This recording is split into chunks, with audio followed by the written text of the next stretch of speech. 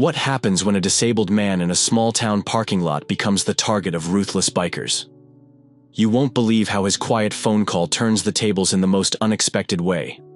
The late afternoon sun cast long shadows across the parking lot of Jerry's roadside diner in Lincoln, Nebraska. It was the kind of place where the locals gathered for coffee refills and truckers stopped to grab a bite before hitting the highway again. The steady hum of conversations and clinking dishes carried faintly through the open windows, but outside the atmosphere was about to change. A man in his mid-40s, sitting in a sleek black wheelchair, rolled smoothly into the parking lot.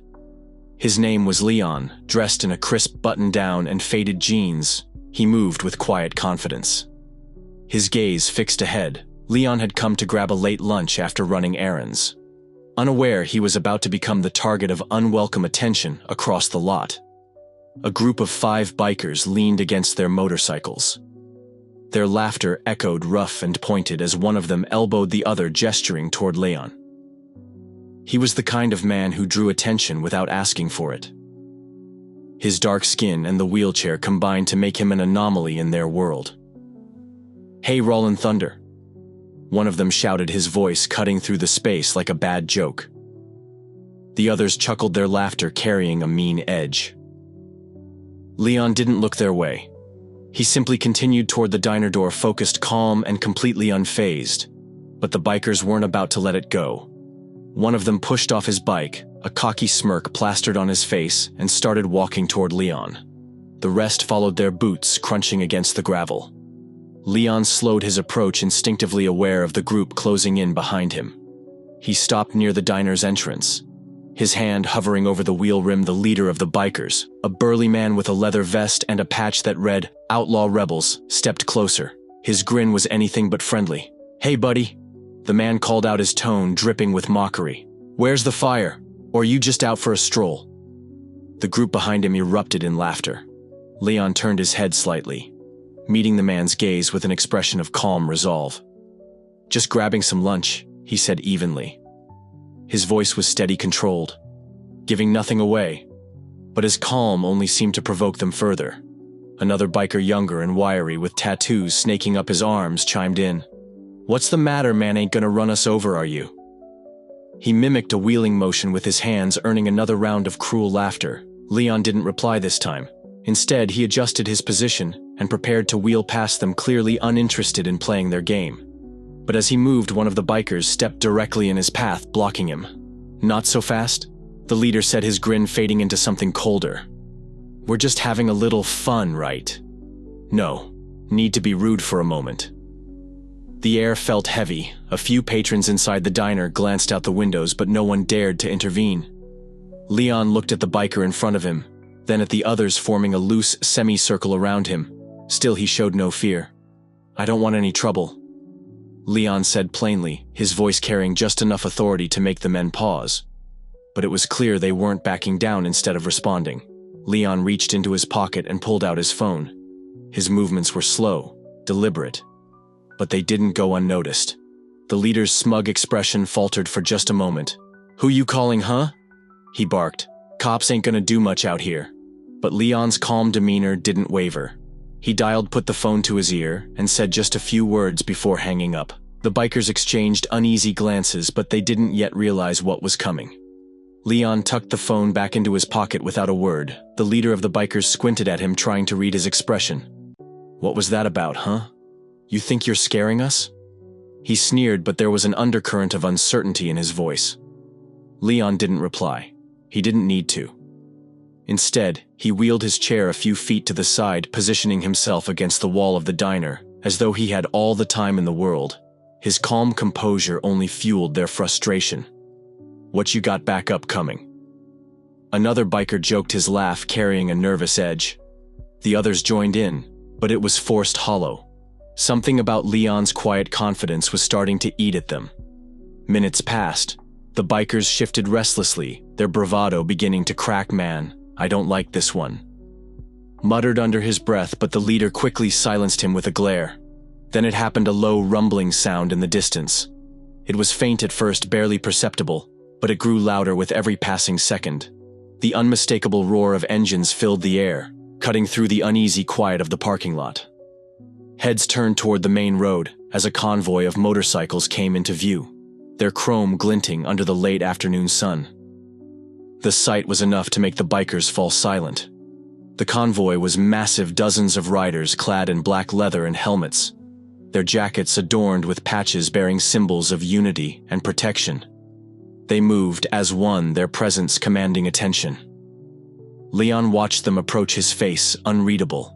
He hadn't said a word since his phone call, but now a faint smile played at the corner of his lips. The convoy pulled into the parking lot with precision, lining up their bikes like soldiers preparing for battle. The leader of the original bikers took a step back, his confidence crumbling as he muttered, "Who the hell are these guys?" But deep down, he already knew the answer. The power dynamic had shifted, and there was no going back. The convoy of riders dismounted their bikes almost in unison, boots hitting the gravel with a steady rhythm. They moved with purpose. No words, no shouting, just a collective presence that was impossible to ignore. Each one carried an air of quiet authority, their leather jackets emblazoned with a patch that read, "Guardians of the Road." The leader of the convoy, a tall man with a silver beard and piercing eyes, stepped forward. He scanned the scene quickly, his gaze landing on Leon. "You good, brother?" he asked, his voice calm but firm. Leon nodded slightly, his expression still composed. "I am now," he replied. The silver-bearded man turned his attention to the bikers who had been harassing Leon. The group that had moments ago seemed so cocky and untouchable now looked like deer caught in headlights. The leader of the original bikers tried to muster some bravado, puffing out his chest. "What's all this about?" he demanded, though. His voice betrayed his nervousness. The Guardian leader took a single step closer, his imposing presence enough to make the man flinch. "This is about respect," he said evenly, his tone carrying the weight of someone who wasn't used to repeating himself. "Something you clearly don't understand." The other Guardians fanned out slightly, forming a protective semicircle around Leon. The original bikers glanced at each other, their confidence draining with each passing second one of them. The wiry young man with the tattoos muttered, "Man, we didn't mean anything by it, just messing around, you know." But the Guardian leader wasn't buying it. He folded his arms across his chest and said, "Messing around? Harassing a man in a wheelchair isn't messing around, it's cowardice."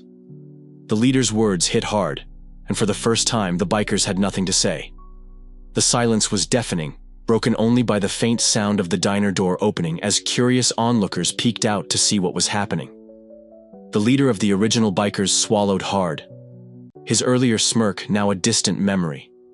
He looked at his crew, hoping for some backup, but their eyes darted away, avoiding his. The Guardians stood firm, their presence overwhelming their silence, more intimidating than any threats could have been. Leon finally spoke, his voice calm, but cutting through the tension like a knife. "You thought I was alone, didn't you?" He paused, letting the weight of his words settle. "That's the thing about people like you. You only pick on those you think can't fight back." The silver-bearded Guardian glanced at Leon, a flicker of pride in his expression, turning back to the bikers. He said, "Now, here's what's going to happen. You're going to apologize to this man properly. Then you're going to leave, and you're not going to pull this kind of stunt again, ever. Do I make myself clear?" The leader of the bikers opened his mouth to argue, but the steady, unflinching gaze of the Guardians stopped him cold. He hesitated, then muttered, Yeah, okay, we're sorry." Leon raised an eyebrow. "That didn't sound like you meant it." The Guardian leader leaned in, his voice dropping just enough to make the other man stiffen. "You'd better mean it." The apology came again, this time louder, clearer.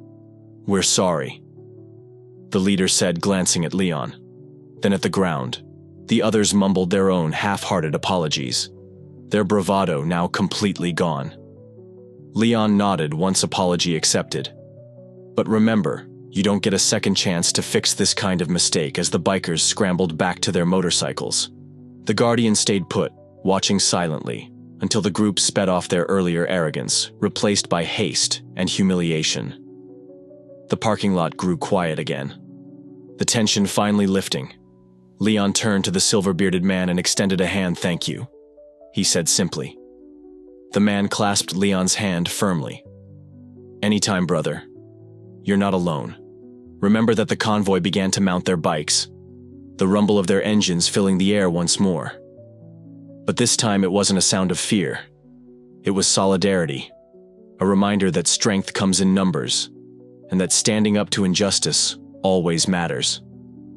As the last of the Guardians revved their engines and rolled out of the parking lot, Leon took a slow breath, the weight of the past few minutes lifting from his shoulders. He could still hear the faint hum of their bikes in the distance, a sound that now carried with it a sense of triumph rather than intimidation. The diner, which had been so quiet moments ago, was now filled with a new energy, as patrons inside who had been watching from the windows began to return to their meals, exchanging whispered conversations. Leon rolled toward the diner door. His movements unhurried. He had dealt with worse in his life, and today had just been another reminder that standing firm in the face of hate and cruelty would always be the right choice inside the waitress. A middle-aged woman with short blonde hair gave him a soft smile as he entered everything. "Okay out there?" she asked, her eyes scanning him for any signs of distress. Leon returned her smile, his tone warm. "Yeah, everything's fine now, just had a little misunderstanding." She raised an eyebrow but didn't press him further. "Good to hear your usual please," he replied as he sat down at his usual booth. Leon couldn't help but reflect on the brief encounter. The bikers had thought they could intimidate him, that they could take advantage of his disability, but they hadn't counted on one thing. Leon wasn't just a man in a wheelchair. He was part of a larger community, one that wouldn't hesitate to stand by him when the need arose. The silver-bearded Guardian had been right. It wasn't just about the apology. It was about the message, about showing that there was power in unity, and that even in the face of intimidation, one person could make a difference. Leon had stood firm, and in doing so, he had reminded those around him that real strength doesn't come from how much you can physically endure, but from your ability to remain true to who you are, no matter the situation. It was a lesson, not just for the bikers, but for everyone watching. No one, no matter their background or their circumstances, should ever be underestimated. And in the end, kindness and respect always outweigh fear and cruelty. As the waitress brought his coffee, Leon took a sip, feeling the warmth of it spread through him. For the first time that day, he felt a sense of peace he had won. Not because he had to fight, but because he had stayed true to himself, and in doing so had inspired others to do the same.